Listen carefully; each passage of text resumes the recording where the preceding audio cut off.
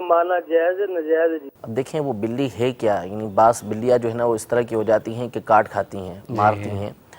تو بلی کے ساتھ شفقت کا مظاہرہ کرنا چاہیے. نبی کریم صلی اللہ تعالیٰ علیہ وآلہ وسلم جو ہے وہ بلی سے بڑی شفقت کیا کرتے تھے. حدیث پاک کے اندر ہے کہ ایک مرتبہ بلی آئی تو نبی کریم صلی اللہ تعالیٰ علیہ وسلم نے اپنا برتن اس کے لیے جھکا دیا تاکہ وہ اس میں سے پانی پی سکیں. تو بلی کے ساتھ شفقت کا مظاہرہ کرے گا تو یہ امید ہے کہ ثواب اس کو حاصل ہوگا. اس کے ساتھ جو ہے وہ ظلم کرنا، اس کو مارنا بغیر کسی وجہ کے، یہ تو سخت جرم ہے، کیونکہ وہ جانور جو ہے وہ فریاد نہیں کر سکتا، وہ بتا نہیں سکتا، بے زبان ہے. حتیٰ کہ ایک حدیث پاک کے اندر یہ ہے کہ ایک عورت کو جہنم میں اس وجہ سے عذاب دیا گیا کہ اس نے بلی کو جو ہے وہ کمرے کے اندر بند کر دیا. اب نہ اس کو کچھ کھانے کے لیے دیتی، نہ اس کو چھوڑتی کہ وہ باہر نکل کے کچھ خود تلاش کر کے کھا لیتی، یہاں تک کہ وہ مر گئی. تو صرف اس وجہ سے اس کو جہنم کے اندر جو ہے وہ عذاب دیا گیا.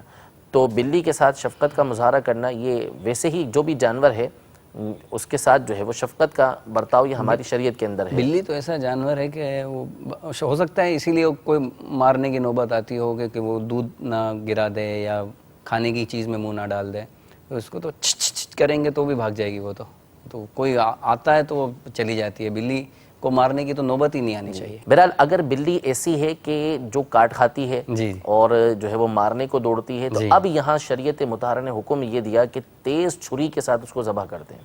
یعنی یہ شریعت کا حکم ہے اور اس کے اندر حسن ہی حسن ہے کہ اب چونکہ وہ بلی قابو نہیں آ رہی اور اب وہ نقصان پہنچا رہی ہے تو اب اس کو تیز چھری کے ساتھ ذبح کرے، کند چھری کے ساتھ نہ کرے. کیوں؟ اس لیے کہ شفقت ہے، کیونکہ اگر وہ اس کو تیز چھری کے ساتھ نہیں کرے گا تو اس کے لیے وہ باعث تکلیف ہوگا. تو جلدی سے اگر تیز چھری کے ساتھ کر دے گا تو ایک تو کہ اس کی جان نکل جائے گی اور دوسرا یہ کہ ہماری بھی اس سے جان چھوٹ جائے گی.